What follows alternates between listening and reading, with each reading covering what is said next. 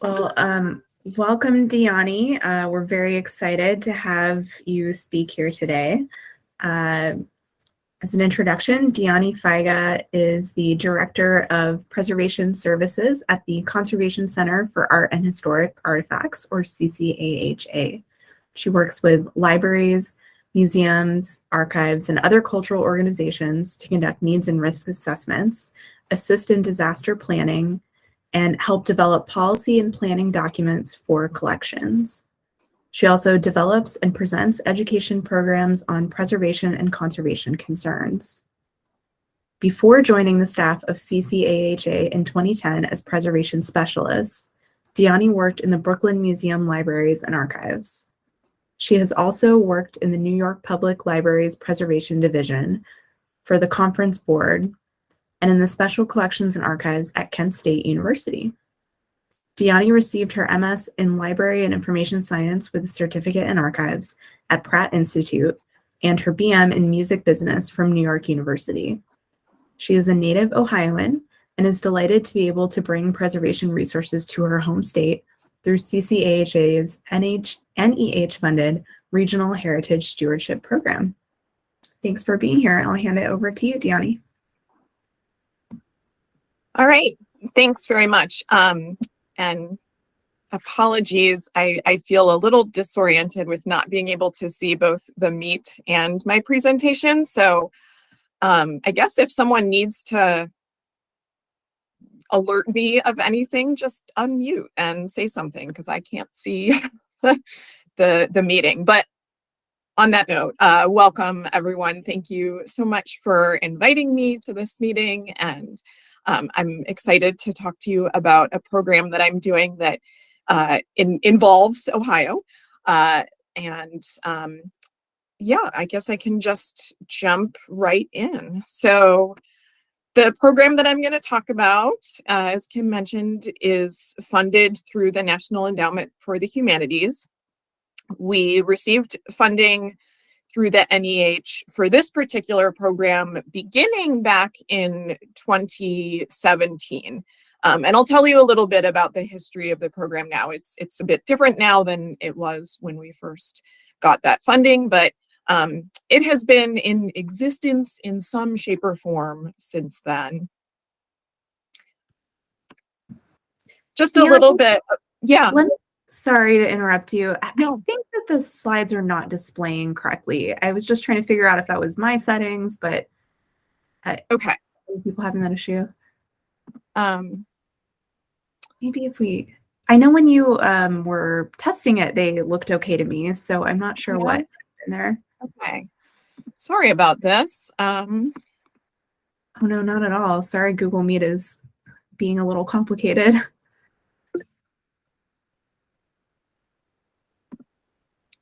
Okay, yeah. Marisha was saying maybe because captions are on. Okay, so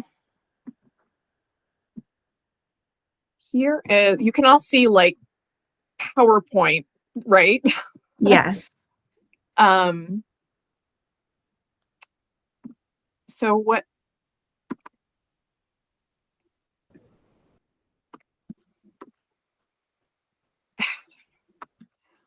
I know I don't have any ideas either. Let's see. I mean, I can just, this is a little wonky, but I can just, oh, I can't even, I can't like, I have no control over PowerPoint now. Mm. Dyani, if you want, you can email me and Kim your slides, and when we get them, we can go ahead and share them for you. And then that way you have control of your Google Meet and just let us know when to advance the slides if that works. Well, you know, I mean, quite honestly, the slides aren't even integral. It's just one of those, like, I've become so accustomed to giving presentations with slides, like it just has some, they just have some, if you want to send them out afterwards, that might even be better, so we cannot waste time with this right now. Yeah, we can totally do that. Absolutely. Okay, so let's just, you know, pretend we have some slides with some nice images of the inside of my organization and I can talk to you, and that's the same amount of information, and you will get all the text later. So sorry about that glitch there. And we have, my presentation is by no means 45 minutes long, so we have plenty of time. Anyway, I built in time for questions. But as I was going to share the organization that I work for, the Conservation Center for Art and Historic Artifacts. We are based in Philadelphia, Pennsylvania, but we're a national organization, so we do work all over the country. And I personally live just outside of Philadelphia, but we actually have staff kind of all across the country. We are a nonprofit conservation facility and preservation education organization. Our conservation treatment is focused on works on paper. So we work with anything and everything paper-based, including books, photographs, and historic paper predecessors like parchment and papyrus. In addition to the conservation work that we do, we also have digitization and digital imaging department that does imaging and creates facsimiles, both for objects that are treated in our lab, but also just as for projects that are standalone. We have a housing and framing department that does packaging and housing, obviously housing and framing for, again, pieces that are both ones that are treated in our lab, but also things that are just coming in as one-off projects. And then we have my department, Preservation Services, which is really what the bread and butter of what makes us a nonprofit, because we are the education and outreach wing of the organization. So we're presenting educational programs. We're doing one-on-one assessments with all different types of organizations. And we are providing a great deal of those services through grant funding that we receive. So a huge amount of what we do kind of with organizations out in the field is completely free as to the organizations, as is the program that I'm going to talk to you about today. So, I just like went to advance my slides. It's such a crutch. So back in 2016, we at the Conservation Center met with a number of representatives from the American Association for State and Local Histories Field Services Alliance to talk about preservation resources throughout the country. What we were trying to identify is for particular regions in the country that are regionally similar, but not necessarily, but those regional similarities are not necessarily along state lines. How can we serve organizations in a particular region without having to worry about what state they're from? A big part of this came out of the old IMLS program, Connecting to Collections, which was a fantastic program, but it was very much on a state-by-state basis. So, you know, if Ohio, when Ohio received its Connecting to Collections implementation grant, the organizations that benefited were all within Ohio. So we recognized, and a number of folks from the Field Services Alliance recognized as well, that in states like Ohio, in states like Pennsylvania, there are very big differences between institutions in different parts of the state. So folks in the Cleveland area are going to have very different resources from folks in like southeastern Ohio. And in Pennsylvania, likewise, with the kind of urban centers in Pittsburgh and Philadelphia versus the south central portion of the state, which is very rural. So what we decided is we're going to try to launch these initiatives that were focused on regions. And we identified regions of the country that had both a relative density of really fantastic collections and collecting organizations, but relatively limited access to specifically conservators and preservation-based organizations. With the help of folks from the Ohio History Connection, and folks from West Virginia and Kentucky. One of the areas of the country that we narrowed in on was the kind of somewhat northern Appalachia. So the Appalachian region comprising Appalachian counties in Ohio, Pennsylvania, Kentucky, and West Virginia. So that is the Appalachian Regional Heritage Stewardship Program. We're also working in the Deep South in Alabama, Mississippi, and Florida, but that's obviously not what I'm here to talk to you about today, and I'm the project lead for Appalachia, so I know this piece quite a bit better than the Deep South region. So what we initially set out to do is putting together an outreach model that would combine in-person education and networking opportunities, targeted on-site consultation, and overall encouragement to develop a community infrastructure that would be sustainable over time. So the ultimate goal of RHSP was to link together a cohort of preservation partners to establish a long-term network for on-the-ground regional support. So a lot of this was based on experience that we had and kind of inspired by a program, the Philadelphia Stewardship Program, that the Conservation Center has been running since 2002 with funding from the William Penn Foundation. It's also a regional initiative, and it's working with counties in both Pennsylvania and New Jersey, the counties that kind of surround the Philadelphia region. And this program, like I said, it's been going on for 20 years at this point. We had a lot of kind of data and experience from working, but it's a much smaller region. We're talking about 6 counties here, as opposed to the dozens and dozens of counties throughout 4 states in this instance. But we were able to use some of our experiences and some data from surveys that we've done in the Philadelphia region to influence and kind of drive the RHSP work. So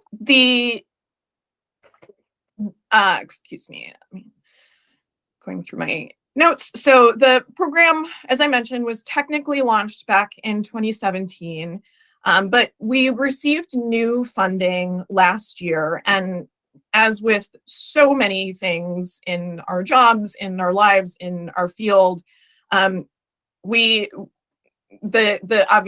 the program hit a major wall during the first couple years of the pandemic. And so we're really looking at it now going forward as a relaunch, a revitalization of efforts that were just beginning to really productively move forward when the world essentially stopped in early 2020. So in those first rounds, we held in-person workshops. Were back in 2017 and 2018. In Ohio, we had workshops in Athens and in the town of Denison, and also workshops in the other states as well, on all different kind of facets of preservation and collections care. We held a number of webinars. Those are all recorded and are available on our YouTube channel. At the end, I can drop a link in the chat. And we did a number of preservation needs assessments. So working one-on-one with organizations to identify their preservation needs and provide them with a report with findings and recommendations. We had the program evaluated by an external consultant, and the slide show that you'll see has some information from that slide. Really, I mean, we found that we were this was at the end of that first period. So the evaluation happened in 2020. We found that there were some increases in the sorts of goals that we were looking for in terms of connection to preservation resources, feeling like a network of collections care, et cetera. But as we knew, the evaluation also indicated that there was a lot more that needed to be done, and that this is a much longer term this needs to be a much longer term commitment and engagement than just a couple of years. So we were really, really delighted that the NEH kind of trusted us again to give us funding to kind of keep trying. So going forward, we have this funding now through spring of 2024, so about another year and a half. I mentioned that we started out the program planning workshops and inviting participants to come to us. And we learned, and we now fully recognize that this is not always feasible. I mean, not only taking away the whole in-person programming, the kind of challenges with that right now, but time and money are limited, and folks have enough work ahead of them already that just asking them to take time out of their day-to-day is not always the best way to provide learning opportunities. So in this current round, what we are focusing on is partnering with already established events, such as conferences, workshops in conjunction with professional associations, et cetera. So, you know, I'm really pleased that you invited me here to talk about this today. And I presented earlier this year at the Society of Ohio Archivists virtual conference, and you know, basically just looking for more ways to kind of piggyback on meet folks where they are in terms of time on the calendar, time away from your desk, et cetera.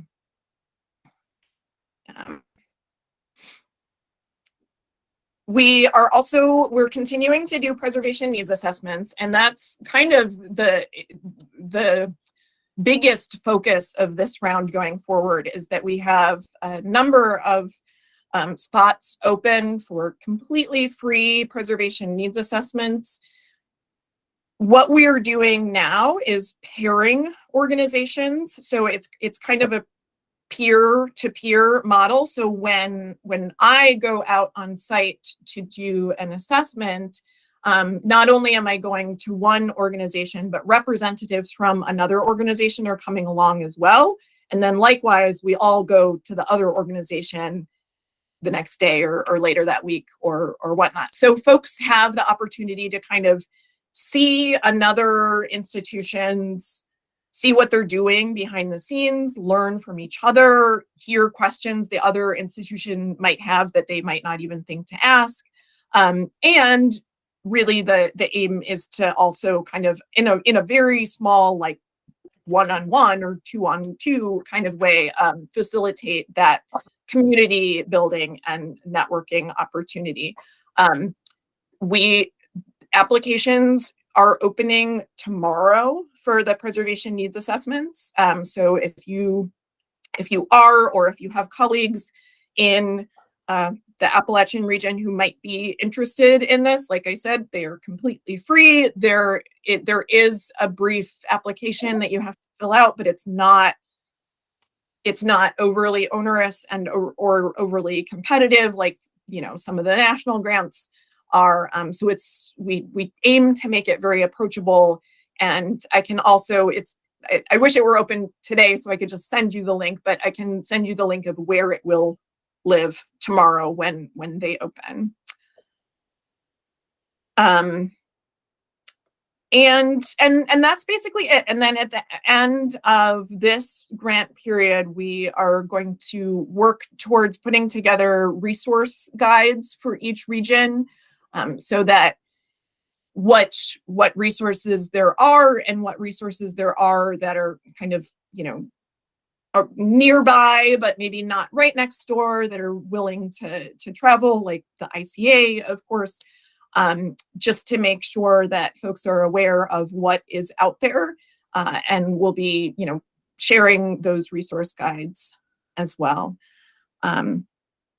So that's basically the end of my presentation. I had a bunch of questions for you all that I guess I can just read if we have time and want to talk through questions. But I wanted to definitely, I'm sure some of you all will have questions for me. So can pause for that for a second before I try and pick your brains. So what questions or clarifications can I help with?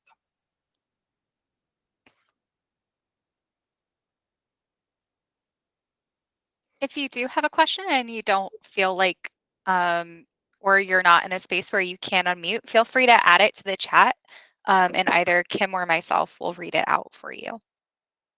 I mean, and you can also definitely, if you want to reach out to me directly, that is absolutely encouraged as well. There's my email in the chat. What kind of organizations are you finding are really utilizing this service?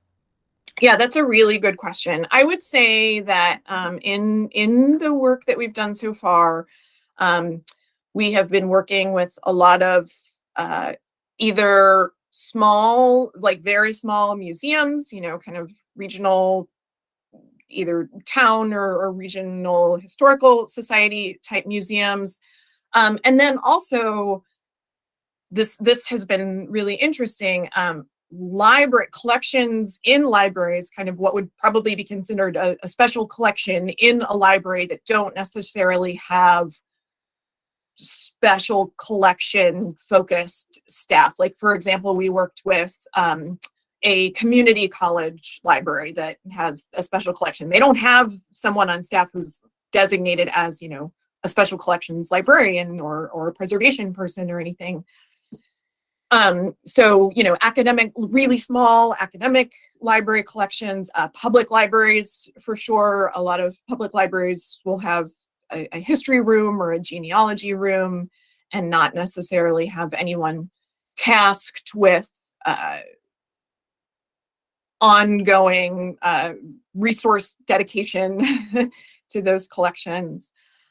So those are kind of two of the biggest ones. But yeah, that's a really great question. And Dyani, how is the outreach done?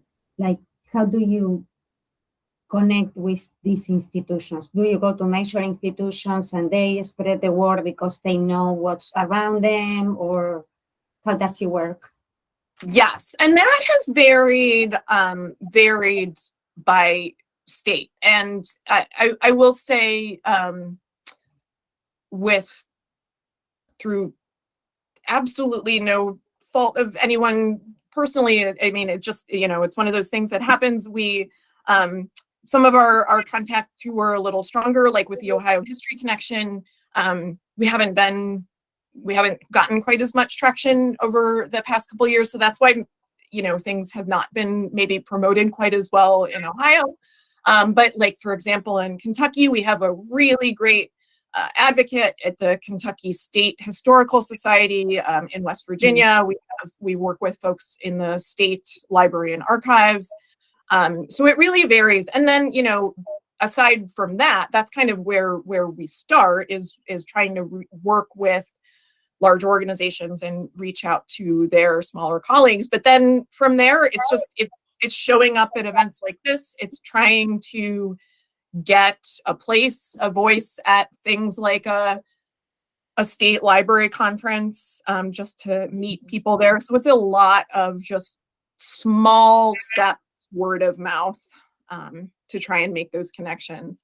But I mean, that's one of the things that one of the questions that I had for you all is kind of, what am I missing? Or do you have thoughts for how we can connect with smaller organizations throughout Ohio or places, I know, of course, I mentioned Society of Ohio Archivists. I know the Local History Alliance as well, but what else am I missing? What else is there? And do you have recommendations for who we should talk to? Mm-hmm. Then in Ohio, the state library wasn't as involved with this. Our state library, no.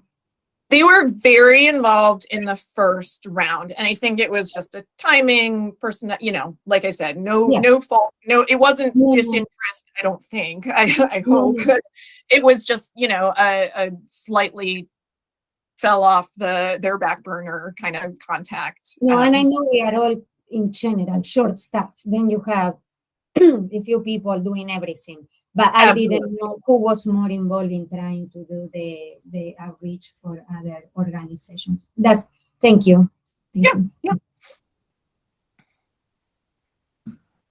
I will say that the state library here in Ohio has had some personnel changes over the last year. So I don't know if that could be part of why, but it could be a good time to try again as they're onboarding some new folks. That's great to know. Yeah, thank you.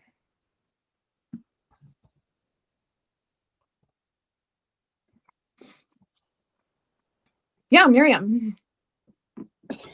Dyani, I looking at some of the resources you've already shared with the Philadelphia Stewardship Program. You know, I see a lot of you know, with time, a lot of long-term programming regionally. So, and you mentioned that you were trying to partner with existing structures that are happening right now. Do you, and that, you know, part of what you're doing is establishing those relationships right now, and then seeing what programming is available to share with these, this new constituency, right? Yes, yeah. So do you have you already, you know, already seen some programming that might happen in the next year or so, or you're still in the discovery phase?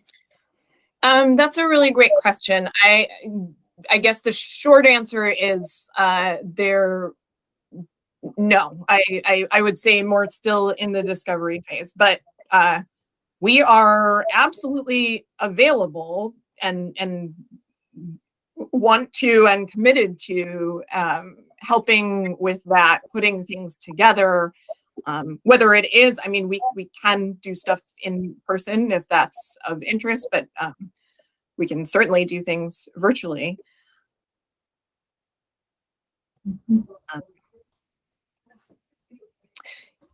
That's a great, Holly mentioned in the chat, the America Works program in Ohio as one of the few states that puts graduates in history jobs. That's really helpful.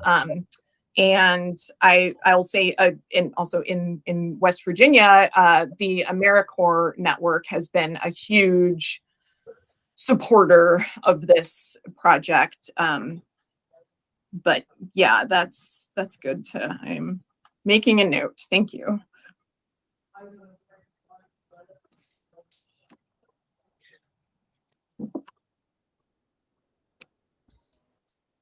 I was just going to follow up. The reason I was asking is whether or not, you know, you had some kind of an idea of, you know, what we could do in the immediate, midterm, and long-term plan. Well, in the immediate term, I would say if you are able and willing to share information about the assessment program, that is something that I know is happening. And the applications for that will be open through, it's like mid-November. So the assessments will probably start early in the new year. And I can check this website tomorrow and hopefully it'll be updated, but I'm going to drop the link in the chat in 1 sec.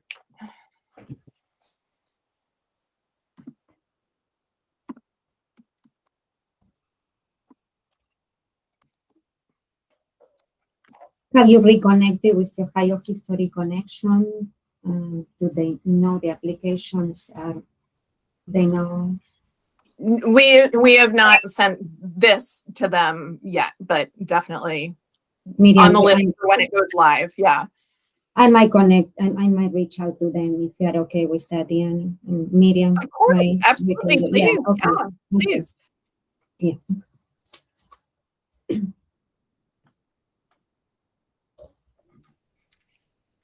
Dyani, are there any other questions that you have for us as a group that we can help you with?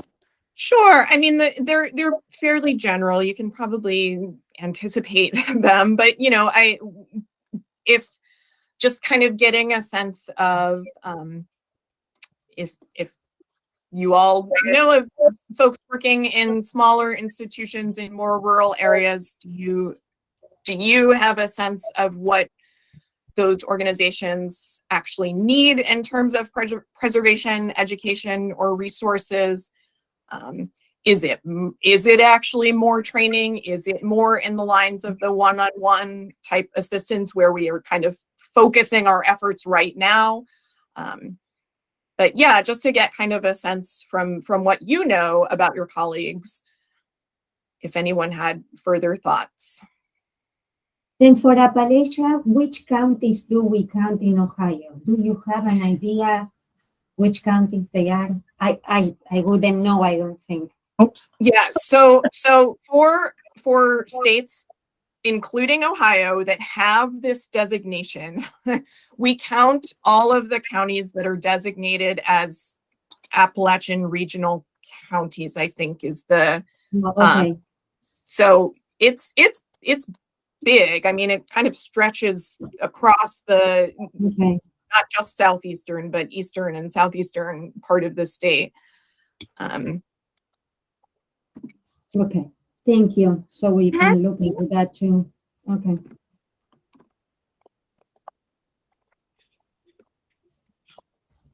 Hi, everybody. This is Julie Riley from ICA. I just wanted to, it's not directly related to your program, Dyani, but I just did want to say that CCHA and ICA are partnering on a print identification workshop. I'm joining from home, so I don't have the detailed information about the workshop with me, but wanted to let you know about that. It's coming up soon. And then also wanted to let everyone know that ICA is in the process of hiring a new paper conservator right now. So we should have one soon here at ICA. Dyani, I don't know if you have the information about the workshop. Julie, you and Holly were ships in the night. She shared about that towards the beginning of this program, and I think she just left. So Okay. yeah, she was kind enough to provide the link, I'm pretty sure, and everything. Great, thank you. Sorry, I missed the beginning. Oh, no worries. And this is the, I haven't looked, Kim, at the link that you sent, but this is the link. This is the designation that we use, the Appalachian Regional Commission. Oh, I thought that was going to list counties. I'm sure it lists counties in there somewhere. Thank you. Yeah, we look more. We will go to our not library. We can reach out to people also to help us here a little if we don't find anything clear online. But yeah, okay. Thank you, Dyani. Thank you. Yeah. So yeah, does anyone else have thoughts? Oh yeah, Ashley. Hey, just to try to maybe harken back to your question, just kind of the needs of smaller organizations. It was something that was kind of it's on my mind a lot when I was working with OPC. And the thing that I kind of observed is just the lack of staffing, lack of resources of these smaller organizations. So it's not like there's a lack of interest and will. They want these things, but they just, like you said, they don't have a dedicated staff person to do it, and they're already doing all these other jobs. So something that I was kind of talking with other folks about was if we could somehow, like to dream big, invest in some sort of program where we could plop a person into an organization for like a small internship or something, where we could get them working on a project for a short period of time so that their institution could understand the practical applications and have like a demonstrated value and worth of having a staff member of some sort. And maybe it would give back to, pre-program people at the same time to get them started and invested. I think the University of Delaware's doing a great program working with HBCUs that probably is similar in line with this. But it's not necessarily a lack of they don't know what to do. It's more of a lack of we don't have the staff to even like begin to implement things. And so that's where my mind went to.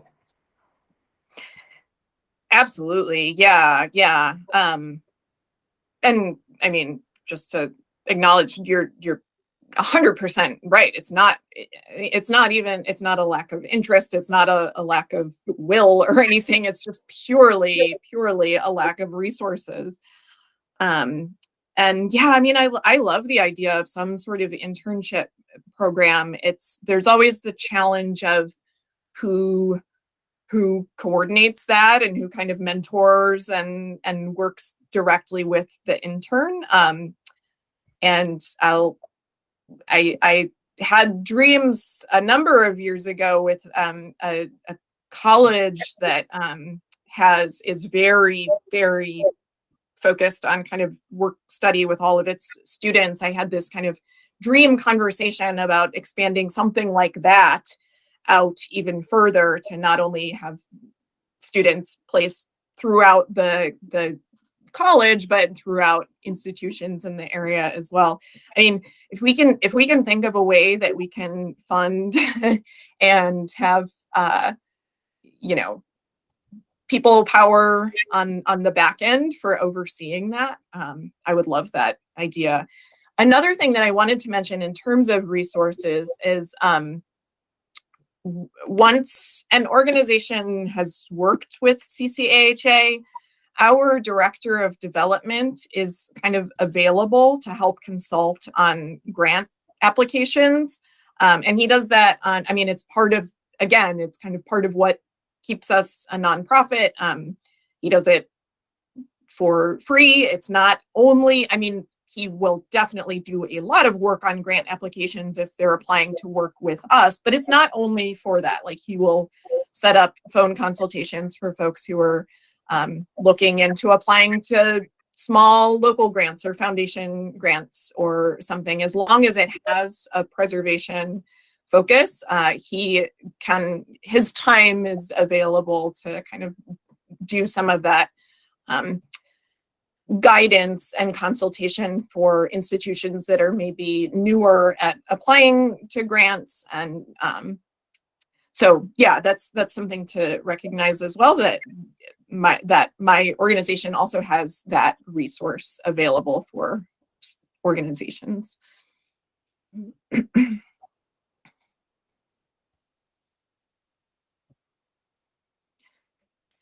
Dyani, I have a question for you. Yeah. So you talked a little bit about how you've had to reimagine some of the program moving into, post 2020 and everything. Has there been any consideration of developing like a small program that's completely asynchronous that people could do? Yes. And I will say that our talks along those lines have not gotten super deep, but it's definitely something that we have considered. The Conservation Center just this week actually launched our first general online course, which is large. It's kind of a combination of synchronous and asynchronous. There are synchronous opportunities if you want them. But that's something we're doing it now. It's through different funding. So unfortunately we have to charge for it. So it wouldn't be completely appropriate for this initiative, but that is something that I appreciate that thought as well. And it's something that we're kind of dipping our toes into. So yeah, we'll see how this couple weeks goes, and hopefully have more kind of experience and insight to be able to offer something like that for free as well. Awesome. Well, I don't know if there's anything on the OPC end that you need to wrap up, but I know we have like 4 minutes left. So I'll go ahead and say thank you, everyone. And definitely if you have more questions or if you have more thoughts about folks that I should be connecting with, or initiatives or organizations that I should be looking out for, feel free to send me an email, and I will send, I'll just send it to Kim and Rachel, my presentation, so they can send it out to everyone. It's, like I said, it's not anything amazing, but it'll have some pictures and stats and stuff. So thank you. Yeah. Thank you so much for being willing to, tell us about the program and help us think of ways that we can help you kind of get the word about this out. Thank you also to all our attendees for your questions, your thoughts, and for your attendance. We really appreciate it. Keep an eye out on the listserv for the next quarterly business meeting announcement and agenda. We will be hearing from Andrew Mancuso and his coworker Naomi to learn more about that spectral imaging grant project that they have worked on. Yeah, I just want to echo that. Thank you so much for speaking, Dyani, and for a really great presentation. And I did want to say also that we have, as Rachel mentioned, a listserv that reaches more folks than we're able to be here at this meeting. So that can be one other place that we send out those materials, and we can communicate about that over email. But